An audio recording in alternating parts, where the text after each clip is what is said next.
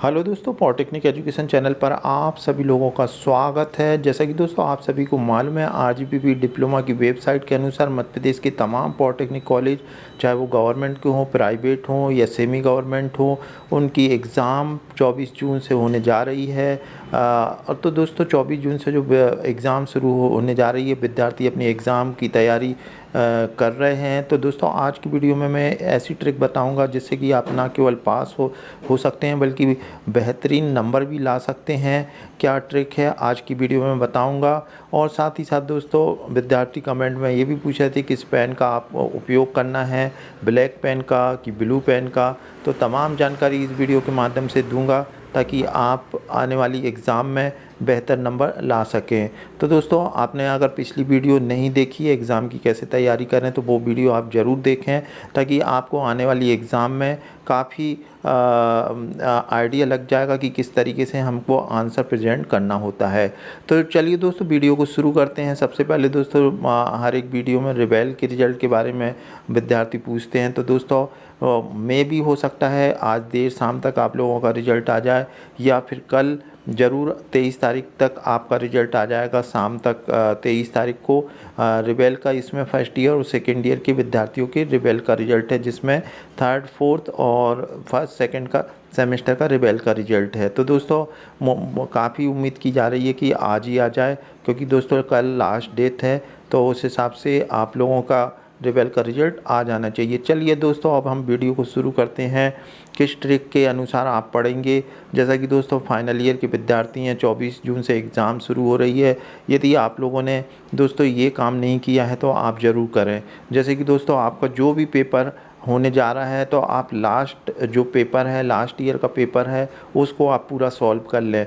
क्योंकि मैं भी एक प्रोफेसर हूँ जैन पॉलिटेक्निक कॉलेज में। तो दोस्तों जब भी कोई पेपर सेट होने को आता था तो जो भी वो पेपर भेजते थे, हमेशा वो लास्ट ईयर का पेपर भेजते थे। तो उसमें क्या है कि हम उससे देखते थे कि किस तरीके से क्वेश्चन बनाना है, किस तरीके से हम उसमें मॉडिफाइड या अपडेट करके दूसरे क्वेश्चन कर सकते हैं। तो दोस्तों ये आप मान के चलिए 2 पेपर वैल्यूटर को बनाना पड़ते थे, एक फ्रेश और एक सप्लीमेंट्री का। तो दोस्तों जो मेन पेपर भेजते तो उसमें से करीब करीब जो भी वैल्यूटर है ये मान के चलें 50 और इवन 60% तक उस पेपर के क्वेश्चन वो उसी तरीके के क्वेश्चन वो नेक्स्ट वाले जो भी वो पेपर सेट करता था तो उसमें बना देता था। तो दोस्तों इसी तरीके से हर एक वैल्यूटर करता है, क्योंकि दोस्तों पॉलिटेक्निक कॉलेज के विद्यार्थियों के लिए बहुत हार्ड पेपर कोई टीचर नहीं बनाता है। तो वो नॉर्मली दोस्तों जो पिछले साल का पेपर होता है उसी के कुछ क्वेश्चन आप देखें तो आ जाते हैं। तो आपको सबसे सिंपल ट्रिक है, आप जो भी पिछला पेपर है यदि आपसे न्यूमेरिकल नहीं बन रहा है तो उसे आप छोड़ दें। थ्योरेटिकल और डायग्राम और जो भी सिंपल न्यूमेरिकल हैं उसको पूरा आप सॉल्व कर लें और डायग्राम की काफ़ी अच्छे से प्रैक्टिस कर लें। आप मान के चलें दोस्तों आप कभी फेल नहीं होंगे, क्योंकि दोस्तों हर बार कुछ ना कुछ पिछले पेपर में से आता है, जैसा कि मेरा अनुभव रहा है। यदि आपने 30-40 नंबर का बुक को करेक्ट कर दिया और फिर आप जो भी दूसरे क्वेश्चन आप अटेम्प्ट करेंगे तो उसके आसपास लिख देंगे तो आपको कुछ ना कुछ वो वैल्यूटर नंबर देता चला जाएगा, क्योंकि आपने जो 3-4 क्वेश्चन लिखे हैं उससे टीचर का उस विद्यार्थी के प्रति परफेक्ट जो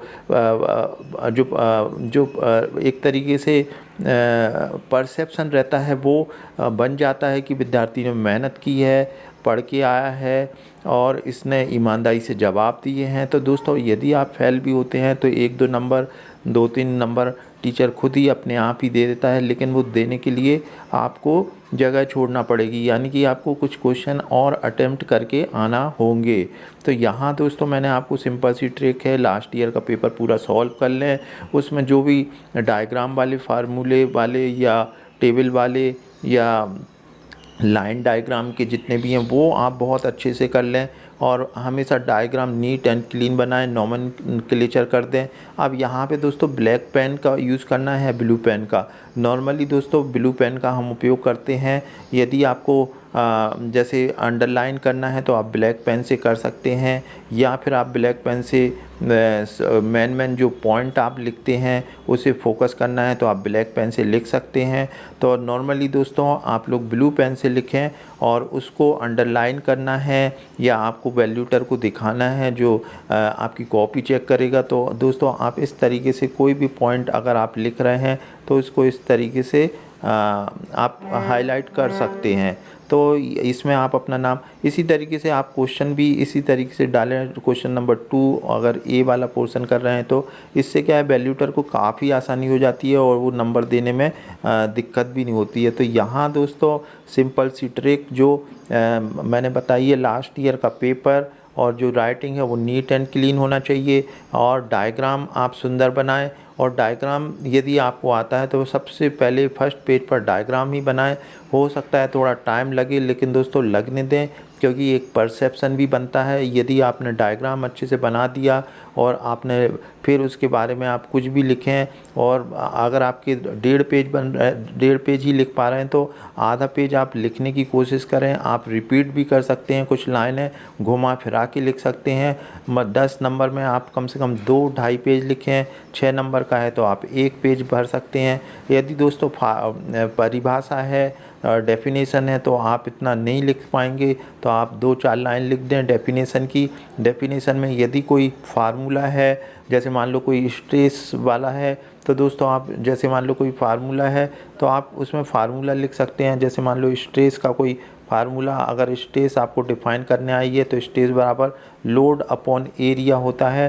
तो आप ये फार्मूला लिख के आप इस तरीके से अंडरलाइन, सर्कल, रेक्टेंगल कर सकते हैं। तो तमाम चीज़ें हैं जो आप आंसर को सही तरीके से, बेहतरीन तरीके से प्रेजेंट करेंगे तो निश्चित तौर पे आपको नंबर मिल जाएंगे दोस्तों। तो एक आप सबसे बड़ी चीज़, आप डायग्राम नीट एंड क्लीन बनाएं। नंबर 2, क्वेश्चन जो भी आप क्वेश्चन अटैम्प्ट कर रहे हैं उसका पूरे ABC पोर्शन करें। नंबर 2, डायग्राम नहीं बना सकते हैं तो यदि लाइन डायग्राम है तो वो बनाइए, यदि लाइन डायग्राम नहीं है, फार्मूला है तो फार्मूले लिखिए। और दोस्तों जब कभी अंतर मैंने देखा है 10-10 नंबर के अंतर आते हैं, तो आप 10 नंबर के अंतर में कितना लिख पाएंगे, क्योंकि 4-5 ही लाइन हमको ध्यान रहती है। तो आप उसमें अंतर में भी आप छोटे छोटे डायग्राम भी बना सकते हैं, कि जैसे मान लो कोई भी चीज़ आपसे पूछी है, जैसे मान लो टरबाइन और पंप में अंतर पूछा है, तो टरबाइन का आप एक छोटा सा डायग्राम बना सकते हैं, पंप का एक डायग्राम बना सकते हैं, यहाँ पे अंतर लिख सकते हैं, और फिर उसके यहाँ छोटा सा आप डायग्राम बना दें तो ये बहुत अच्छा रहता है। और फिर आप टरबाइन पंप के बारे में दोबारा से अब उसकी डिफ़ाइन भी कर सकते हैं। तो इस तरीके से आप आंसर देंगे तो निश्चित तौर से आपके बहुत अच्छे नंबर आएंगे। दोस्तों आने वाली एग्ज़ाम के लिए आप लोगों को बहुत बहुत शुभकामनाएं। अच्छे से पढ़ाई करें और वीडियो को ज़्यादा से ज़्यादा शेयर करें, ताकि विद्यार्थियों को पता चल सके किस तरीके से हमको लिखना है। और वीडियो देखने के लिए थैंक यू।